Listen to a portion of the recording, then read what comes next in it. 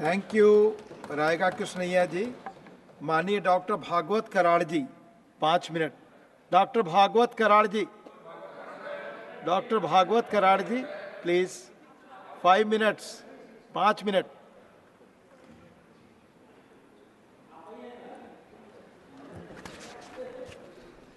माननीय सभापति महोदय, माननीय सदस्यगण, 18वीं लोकसभा का गठित होने के बाद 27 जून को माननीय राष्ट्रपति जी ने अभिभाषण दिया है और 28 जून को सदस्य सुधांशु इन्होंने उसको थैंक्स मोशन शुरुआत किया है। उसको समर्पण करने के लिए मैं खड़ा हूँ।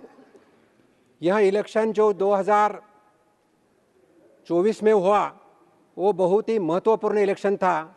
6 डिकेड के बाद थर्ड टर्म में एक स्टेबल गवर्नमेंट आया है। यह गवर्नमेंट एनडीए का है और ये प्री पोल अलायंस एनडीए का था। ये मैं सभी सदस्यगण को और आप सभी को पता है। 140 जनता ने एनडीए के नेता हमारे यशस्वी प्रधानमंत्री माननीय मोदी जी के ऊपर ट्रस्ट दिखाया है और ये 2024 का इलेक्शन का रिजल्ट इस स्टेबल गवर्नमेंट है और इस ट्रस्टी गवर्नमेंट है जिसमें 140 करोड़ जनता का ट्रस्ट है। ये ट्रस्ट इन पॉलिसी है, ट्रस्ट इन इंटेंशन है, ट्रस्ट इन डेडिकेशन है और ट्रस्ट इन डिसीजंस है। माननीय सभापति महोदय, माननीय प्रधानमंत्री जी के नेतृत्व में पिछले 10 साल से गवर्नमेंट थी और ये गवर्नमेंट में जो विकास हुआ है बहुत ही महत्वपूर्ण विकास है। अगर 2014 के पहले की बात अगर देखें, हम अब जब अखबार खोलते थे तब एक भ्रष्टाचारी यूपीए की गवर्नमेंट थी और बहुत सारे मंत्री जेल में गए थे। उतना ही नहीं, हर एक शहर में, बड़े बड़े शहरों में आतंकवादी हमले होते थे और भारत की छवि पूरी दुनिया में, एक गरीब देश, भारत का सम्मान पूरे दुनिया में कम हुआ था। लेकिन 2014 के बाद एक भी जो केंद्र में सरकार थी, एक भी भ्रष्टाचार का आरोप नहीं हुआ है। उतना ही नहीं तो मैं बताना चाहता हूं, एक भी बड़े शहर में कोई आतंकवादी हमला नहीं हुआ है और भारत की जो फ्रेजाइल इकोनॉमी थी तो इकोनॉमी बढ़ चुकी है और भारत का सम्मान बढ़ चुका है। सही मायने में अगर देखें तो 2014 से 24 लेकर भारत की तस्वीर और तकदीर बदलने का काम प्रधानमंत्री मोदी जी के नेतृत्व में हुआ है।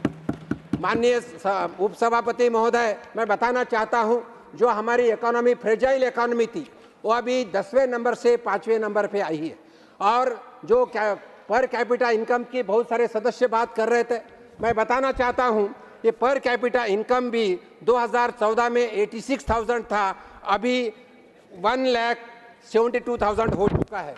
माननीय उपसभापति महोदय, मैं आपको बताना चाहता हूं कि भारत देश का हर एक नागरिक मोदी जी का परिवार ऐसा संबोधित जाता है। मोदी जी बोलते हैं मेरा 140 करोड़ जनता मेरा परिवार है और ये परिवार के लिए प्रधानमंत्री मोदी जी के नेतृत्व में काम हो रहा है।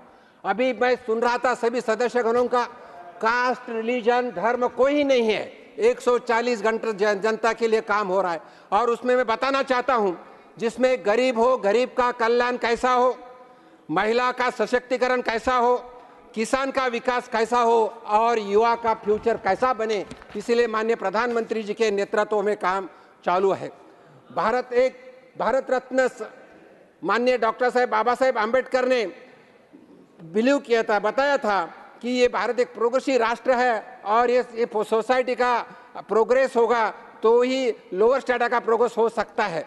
वैसे ही भारतीय जनसंघ के संस्थापक दीनदयाल जी उपाध्याय जी ने बताया था, जब तक अंत्योदय यानी गरीब से गरीब आदमी को मदद नहीं मिलेगी, गरीब से गरीब आदमी का विकास नहीं बनेगा, तब तक हमारे भारत की विकास नहीं हो सकता।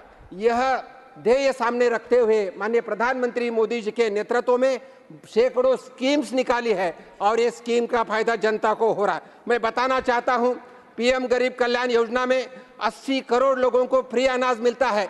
अगर ये 80 करोड़ अनाज मिलता है, इसमें रिफॉर्म करके बायोमेट्रिक सिस्टम लाया है जिसके माध्यम से लाखों करोड़ों रुपए का भ्रष्टाचार कम हो चुका है।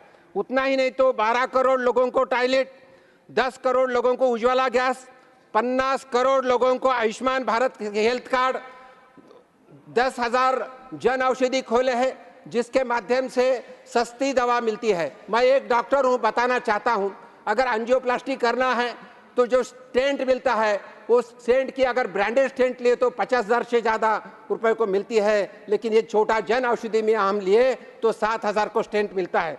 उतना ही नहीं तो 4 करोड़ लोगों को आवास और फ्री ट्रीटमेंट इसमें दिया है। मैं इतना ही बताना चाहता हूं, वैसा महिला का सबलीकरण करने के लिए बहुत सारी स्कीम्स है, किसानों का विकास के लिए भी बहुत सारे स्कीम्स है और युवा का फ्यूचर के लिए भी बहुत सारे स्कूप है।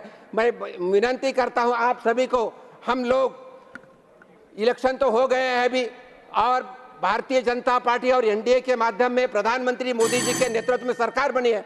हम सब मिलकर सोचना चाहिए भारत देश का विकास कैसा बने, भारत विश्व बंधु कैसा बने और भारत विश्व गुरु कैसा बने। इसी के लिए सब मिलकर काम करने की जरूरत है।